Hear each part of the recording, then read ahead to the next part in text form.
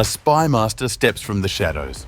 Yossi Cohen, the Mossad chief who stole Iran's nuclear secrets and brokered Arab peace, now says he should be Israel's next prime minister. In a nation scarred by war, division, and the weight of October 7th, Cohen casts himself not as a politician, but as a unifier.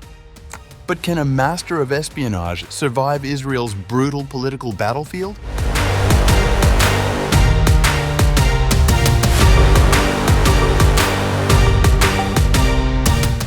Former Mossad chief Yossi Cohen, in an interview aired on August 26th, said that he thinks he should be the country's next prime minister, saying that Israel is pushing for real change in leadership. In the conversation with the Yasmin Lukat's podcast that was recorded before the Israel-Iran war in June, Cohen said, "The public is pushing hard, and for real change to happen, I need to be prime minister. I don't see this as politics. I see it differently, and I think this should be defined differently.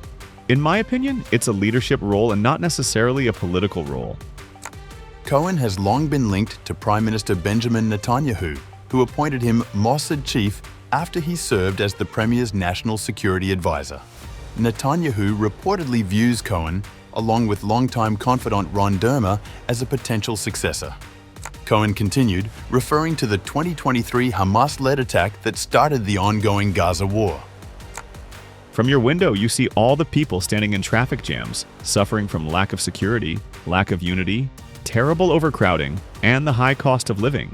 Our society is divided and fragmented and very painful, especially after October 7th.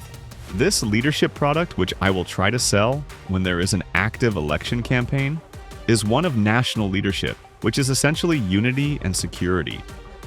Cohen has flirted with entering electoral politics in the past, but has yet to formally enter the ring. Asked explicitly during the podcast if he intends to run in the next elections, he said, "I will think about it then, if there is space to run." After months of speculation that he would form a new right-wing party last year, Cohen decided not to enter politics, instead extending his contract for 2 more years as a director of Israel operations at SoftBank. Earlier in June this year, Channel 12 News reported that Cohen was considering creating a new political party to run in the next election. The unsourced Channel 12 report said that though Cohen has received offers to join existing parties, he is leaning toward forming a new political faction. The report said, however, that Cohen was now leaning toward forming his own party, as he believes Israel needs political change and that he would bring something new to the table. According to the network, Cohen has previously discussed forming alliances with former Prime Minister Naftali Bennett, Yisrael Beitenu chairman Avigdor Lieberman, and Netanyahu himself.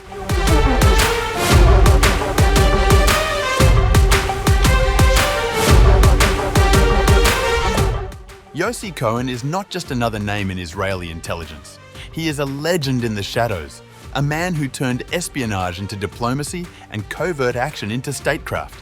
Born in Jerusalem in 1961, Cohen grew up in a deeply religious Jewish family.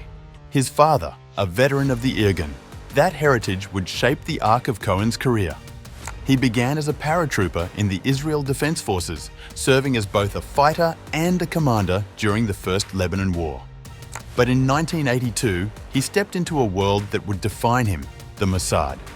As a young case officer, Cohen recruited and handled agents across Europe, mastering the art of persuasion and secrecy. His rise was swift.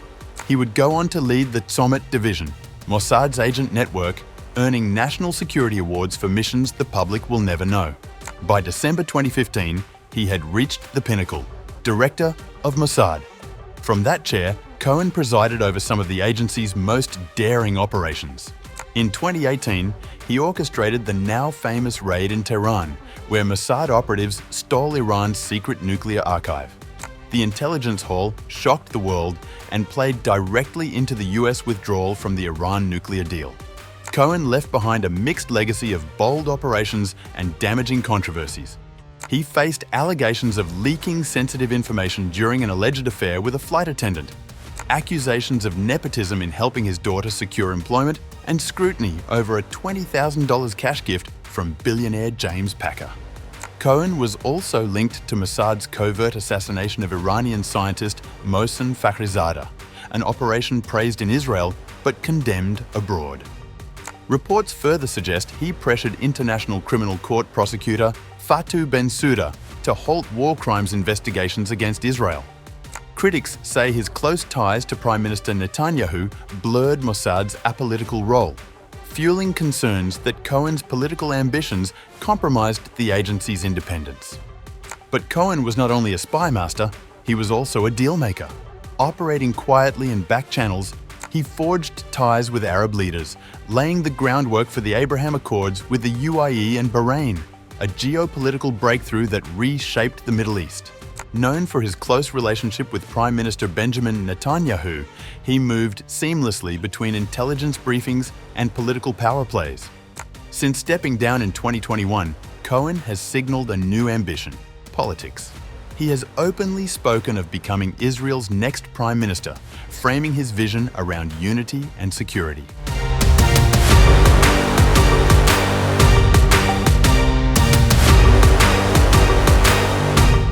For now, Cohen is quietly positioning himself for Israel's top job. Cohen is expected to launch a new political party once elections are announced. Cohen frames the premiership not as a political ambition, but as a leadership necessity in a time of national crisis, particularly in the shadow of the ongoing war with Hamas. Yet, his path is far from assured. A new poll measuring the chances of former Mossad chief Yossi Cohen showed a shocking picture. Long viewed as a potential prime minister, Cohen is now testing the waters. But the findings are sobering. According to a Lazar research survey conducted for Walla, his hypothetical party would only just clear Israel's electoral threshold. The results suggest that while Cohen carries name recognition, his political base is still weak and untested. For Netanyahu, Cohen's rise poses both opportunity and threat. Netanyahu has reportedly long seen Cohen as one of the potential successors, but not one he wants to face in the near term. With his coalition under strain, especially from ultra-Orthodox parties resisting military conscription reform, Netanyahu is maneuvering to avoid early elections. His continued reliance on military escalation in Gaza buys time, keeping the political clock from running out.